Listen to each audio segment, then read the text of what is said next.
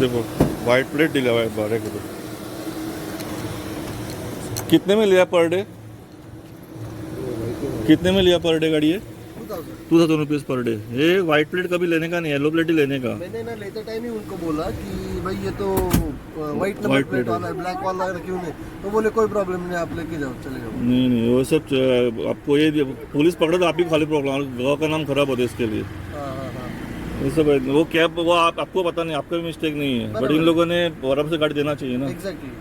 क्योंकि हम लोग हर बार आते हैं तो ब्लैक नंबर प्लेट और वो वैसा वाला ही लेते हैं। नंबर प्लेट लेते हैं, पर अभी इन लोगों ने व्हाइट दिया, मैंने उसी टाइम टोका उसको, पर वो बोला कि कोई प्रॉब्लम नहीं। अभी हम लोग ठीक है, थैंक यू सर।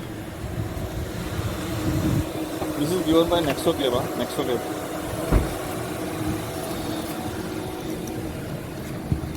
ये नेक्सो कैब से लिया, नेक्सो कैब ना? जी नेक्स्ट दिखाओ मुझे।